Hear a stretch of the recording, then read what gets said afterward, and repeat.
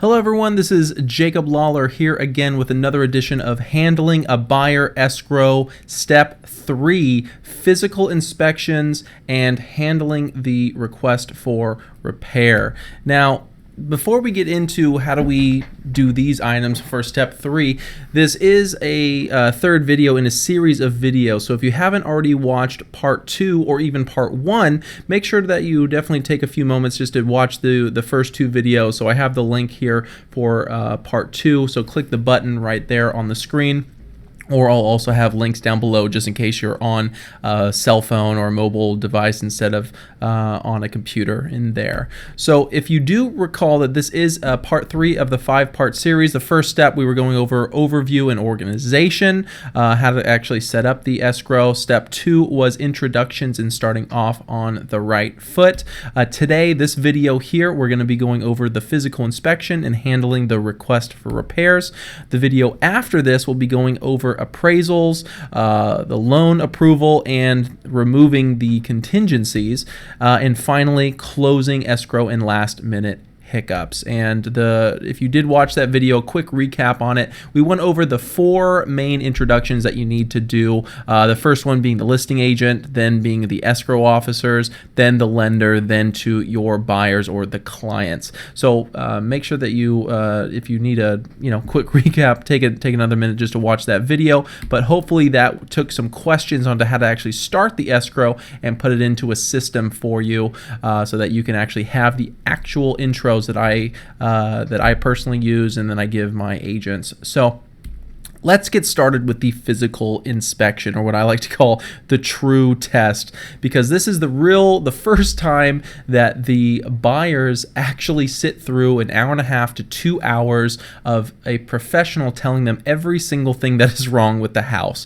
That oftentimes this is where we stress out, because this is the first hurdle we have to jump, where oftentimes escrows do fall out because of the physical inspection. So this is oftentimes the most nerve-wracking part of the transaction for agents, because you never know what's going to happen. A property can look on surface level a beautiful Taj Mahal, where you find out that it's really just a house of cards. And oftentimes, if clients are not prepared, they freak out over small menial items. And I have seen on numbers of occasions where clients do back out unnecessarily. But don't worry, there is a way to prevent this, and that is the purpose of this video on how to streamline your physical inspection and how to do the request for repair. So let's talk about steps to a successful inspection first.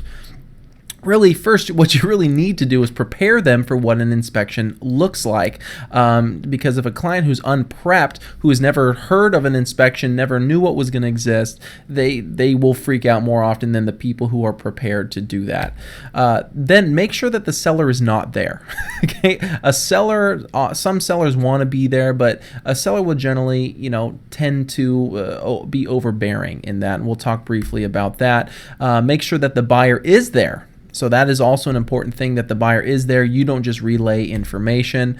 Then we're going to talk about ordering the inspection, how to actually do that, gathering all the documents and disclosures from the seller and the listing agent, actually conducting the inspection itself, getting an inspector overview, and handling the areas of concern, not problems. Start really thinking about solution-oriented. Think about solutions, not the problems itself. So let's start with preparing them for what an inspection is like. I saw this online a little while ago, and I thought this was hysterical. So you want to prep a client for what an inspection actually will entail. Now, what I'm going to do is make this screen. If you click anywhere here on the screen, I'll also include the links down below in case you're on a mobile device, of what an actual inspection is like. I always like to give my clients, and I recommend my agents give their clients, a sample copy of an inspection that they've had in the past. So I'll give you one of mine if you've never had an inspection before. So it might be good for you to look at what inspection finds, but let them know this is generally what happens. Personally, I've never seen an inspection by a competent inspector be anything less than 25 pages of things that are wrong with the house. because again, inspectors, they have their butt on the line, so they need to divulge all the pieces of information that are even slightly wrong. So again, let them know that every single house, there's no such thing as a perfect house. Every house has things that are wrong with it, and they're buying a used house most of the time. Unless you're dealing in new construction, that's a little bit different of a scenario, but for the most part, we're dealing with homes that are used. So think of it like a used car. There will be things that need to be done with it. Also, make sure that the seller is not there. So I say Micromanager Kitty watches your every move. Sellers will find the need to kind of defend everything. So if an inspector is going around pointing things out, the seller will find the need to defend it because they've been living in this house. Generally, they've loved it. They've either raised their kids there. They've spent a significant amount of time. It's still an emotional attachment for them. So try to make it so that the seller isn't there. Just confirm that with the listing agent prior to doing that. But I thought that was a cool photo for that. Also, make sure that the buyer is there. I cannot tell you how many times a buyer has freaked out because an agent has not had them be there and try to do everything via phone. It's not as impactful as if the buyer is there. Again, they're buying a house. Tell them to make it a point to be at the inspection because they're going to be living in this house 5, 10, sometimes 15 to 30 years. So tell them to make sure that they're there, because if they're not there, they're going to miss out on a huge opportunity to talk to a professional about all of their areas of concern. Let's talk about steps on ordering the appraisal. That's really the first actual bullet point step in terms of doing the inspection. Step 1 is get a list of possible days and times from the seller or from the listing agent. So if it is seller occupied, get what days and times work, like Mondays and through Fridays between 9 to 12 are fine to do any of them, because you want to first get an idea when can we actually do the inspections.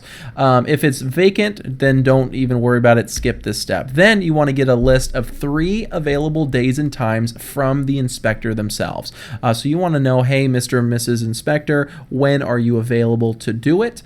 Then you want to cross-reference that and coordinate with the buyer as to which is best for them, because remember, they are to attend that inspection. Now, down at the bottom, I have a little caveat. If you can see it down below, it says we should give them the option of 3 different inspectors. To be honest, I don't know why I put that in small print. We should give them the option of 3 different inspectors. Most of the time, however, they have not, coordinated and found their own inspector. They'll usually trust your judgment. For full disclosure, one of my clients actually introduced me to my then favorite inspector that I used him up through the end of my sales career. So sometimes your clients will introduce you to a great inspector, because that definitely did happen to me. Next step, gathering the seller documentation. Sometimes this is the most difficult and frustrating part of the transaction. Some listing agents will go dark on you after you open escrow because they're on to bigger and better things in their mind. Sometimes it's difficult to get communication from them. That's why in that last video we talked about that opening intro being so important to try to get all of that information, because if we don't ask up front and we're trying to piecemeal information later on, it can get difficult, it can get time consuming, and again, that's a reason why you should have a transaction coordinator, because that is their focus, that is their job, is they are there to get that information. Now, of course, they're only human, so they can only do so much. But again, this allows you to not have to worry about it. But again, that is important information that I personally recommend having at the time of the inspection, because you have an hour and a half to 2 hours to kill. Might as well go over all that documentation. Now, how to efficiently and effectively handle a physical inspection. So step 1, you want to show up early to let the inspector in. I always recommend 20 to 30 minutes prior to the scheduled time to, number 1, let the inspector in case they're early, but also the next part is to conduct what is called your AVID, or your Agent Visual Inspection Disclosure, prior to your clients arriving. Now, one of the forms we have to fill out as an agent, a buyer's agent, or really any agent, every single transaction that we do, we have to fill out this one form. Now, this form, you're there to walk through every single area of the house and do a reasonably competent inspection with what you can see with your own eyes. Now, you're not, under the obligation to climb in the attic or go underneath the house. It's to walk around to do a reasonable competent inspection of the house, and just make notes about what you find. Don't use any things that's too specific, because again, we are not mold inspectors, so do not say mold noted, because you don't know if it's mold. Say discoloration noted. Don't say anything about major or minor cracks, because that's very subjective. Who are you to say it's a major crack when somebody else might interpret that as a minor crack? So just say cracks noted. So do general terms, but do a competent inspection. Tell clients to take measurements for their furniture when they first get there, and to fall back in love with the house. Because again, remember, this is an hour and a half to 2 hours of finding out every single thing that's wrong with the house. So you want to start this whole thing off by saying, hey, let's take a few moments just to take some measurements for where your furniture is going to go, and also to fall back in love with the house. Because sometimes buyers start to detach themselves from the house when they start hearing all these negative things about it. Then after they fall in love with the house, you wanted to reconvene at a neutral spot, usually in the kitchen or the dining room if there's still a table, if it's not a vacant property, to go over and sign all the seller disclosures. I personally like to get all this done during this time frame, just because I don't want to set another appointment. If clients do want to take it home to read it over, obviously give that to them to take it over, read, ask questions, and come back with them. But personally, if they're the type of clients who, they read through it and they can make decisions quickly, boom, try to get it all done then, because that will save you some time. Also, at the end, make sure, most inspectors, if they're good, will do this, but make sure, if they don't, make sure that they do an overview, a verbal overview of the house, because they can say things verbally that they can't do on an actual report. They're going to tell you really up front, hey, listen, this is what you need to worry about, because they, on their report, this is where they have that CYA, if you know what that stands for, where they have to say every single thing that's wrong with the house. But there, they can actually tell you, this is my favorite part that really helps, is to ask that inspector if this house is in average condition, above average condition, or below average condition compared to the other homes in the area. So you should be working with an inspector who does a lot of inspections in that same market area. That way they can give you some insight on, hey, if you go down the block and get the next house, that house is going to have all of these, if not more, than the one that's here in this one. So again, that will really help smooth out this problem where they say, oh my goodness, this is a a house of cards that's going to fall over. I'm worried about it. Where an inspector, if they are competent, they know the neighborhood, they'll be able to say, hey, listen, this is the area of concern. Realistically, this house is in above average condition. It's a great house. Or if it's a real concern, they can tell you that. Now, this is where things start to get a little bit tricky, because now it talks about what to do with the findings of that physical inspection, because this is where clients start to get freaked out a little bit. So how to handle these areas of concern, make sure that you understand and relay this to the client, that the physical inspector is just a general home inspector. They're not a specialist in any one thing. So they shouldn't be quoting prices. Don't let them quote prices. Don't ask your clients to ask them prices, because they don't know. They're a general home inspector. They have general knowledge about everything, but they're not a specialist. So they tell you the areas of concern where you should have a specialist come out and perform secondary inspections. So if he says, hey, there's this roof, it looks like it's at the end of its lifetime, I recommend you having a roof inspector come out to give you a bid. And those secondary specialist inspectors will be able to quote prices, because they will be the actual service providers. Also, try to have the client come up with make or break items. Areas of concern shouldn't be some, nitpick items, but say, hey, what are your big concerns here?